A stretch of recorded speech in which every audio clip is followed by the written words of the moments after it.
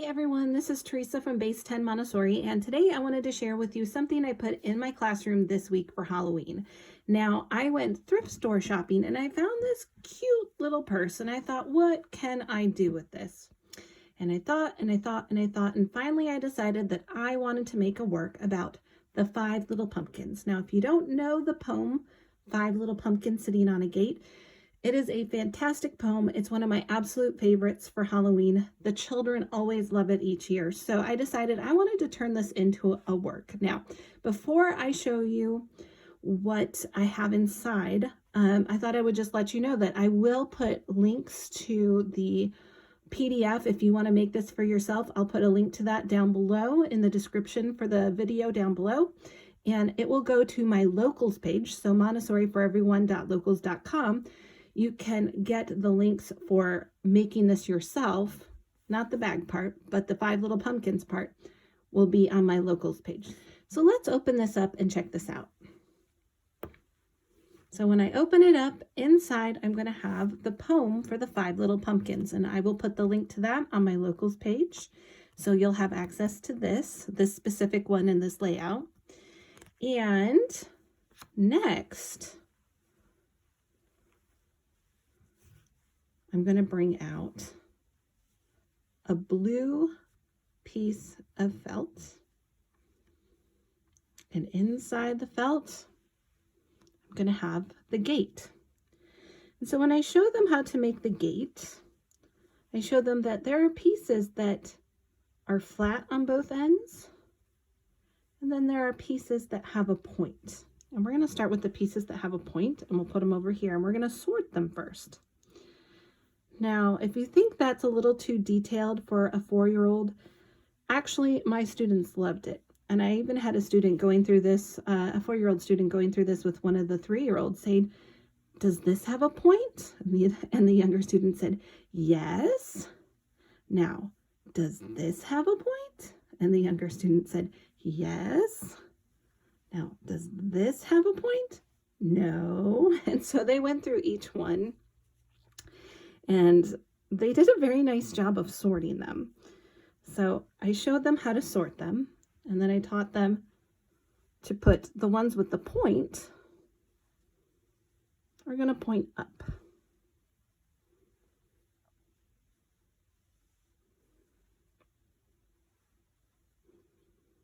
And they can really put this on here any way they want.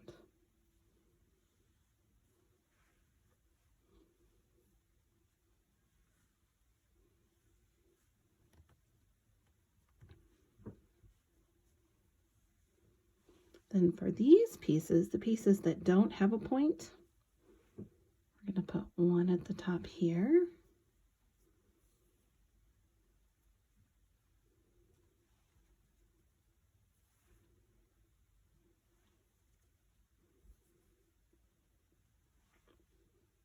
And now we've built our gate. Now inside my bag, I have another little bag.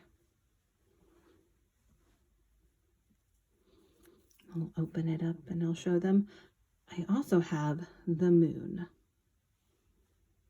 Now for all the felt pieces, I don't have any template for that. That I just cut how I wanted on a piece of felt that fit inside the fabric that I wanted. So that I don't have a template for, but I do have a template for the poem. And then I also have a template for the pumpkins. So we've got 1, 2, 3, 4, 5. So there we have 5 little pumpkins sitting on a gate. And once we've got this set up, we can read the poem. And I decided to keep the card with it. I debated whether or not I wanted to have the poem with it, but some of my children do read. And even if they don't, I had a lot of my students who really just enjoyed holding the card and being the one that reads, even though they were reciting it instead of reading it. So the card actually worked out well. It's a little loved this week. It's a little too well loved. It's getting a little bent there, but that's what happens, right? And so what I did is I invited 2 students at a time to do this. So one of the students would read and the other one would follow along. And then they would take turns of building it and reciting it. And I had 2 boys doing this work today, and they did it about 20 times in a row. And they just kept going over and over and over the poem. And they'd always get stuck on like the 4th or 5th pumpkin. They'd get the first 3, the 4th and 5th. That gave them a little trouble, but they kept going back and doing this over and over again. So it still worked well.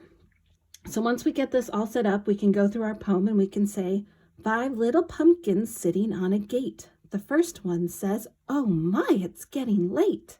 The second one says, there are witches in the air. The third one says, but we don't care. The fourth one says, let's run and run and run. The fifth one says, I'm ready for some fun. Then whoosh went the wind and out went the light. And the 5 little pumpkins rolled out of sight. And so once we read it, now I usually do the motions for it. So if you do the motions, go for it. They love doing the motions as well. If you have your own motions or if you want to make up motions, it's really fun to do. They love that.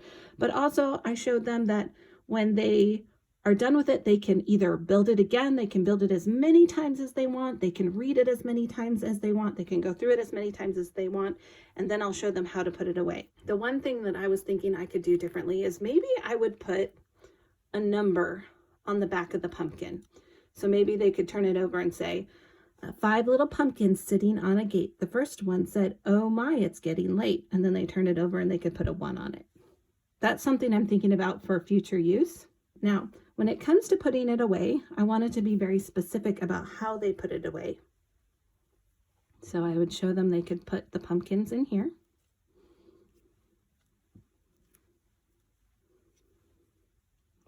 And the moon.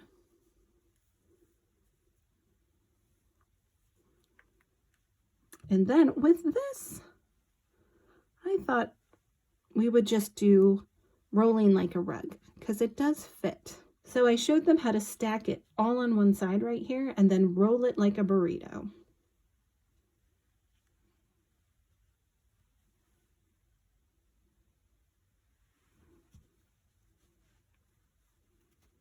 So we're going to take this. I'm just going to put this on one side, one pocket.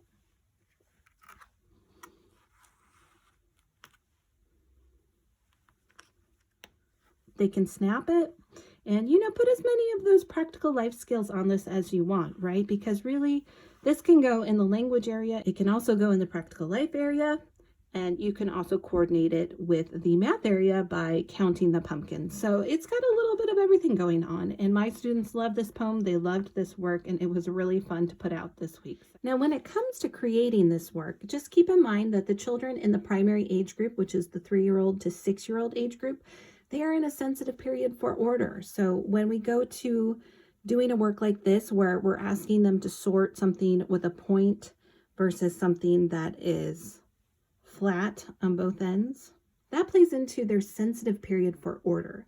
And the reason why young children in that 3 to 6-year-old age group really enjoy a work like this, part of it is that sense of order, knowing I can sort things that look different. So giving them something simple like this is not out of reach. In fact, they tend to enjoy creating order. And the 5-year-olds, 5 to 6-year-olds, they've really mastered it. They can pick up on that order quickly. And when you start to see an older child pull away from this sense of order, of wanting to put this in an order, when they start losing that interest in order around the age of 6 years old, you know that they're coming out of that sensitive period. So think about the order you want to put things out when you're putting out an activity like this. Think about, first of all, what am I going to put the work in? Second of all, how am I going to present the work? How am I going to put it out there for the child to see it in an orderly fashion? What are the movements I'm going to use that flow from one part of the activity to the other? And then also think about, how am I going to have this cleaned up? All of this attention to detail is very important in the 3 to 6-year-old age group. So just think about that and keep that in mind as you're putting together a work for your classroom or for your home environment. So anyways, if you've liked this video, give it a thumbs up, like, share, comment, and subscribe to the channel, and I will see you in the next video.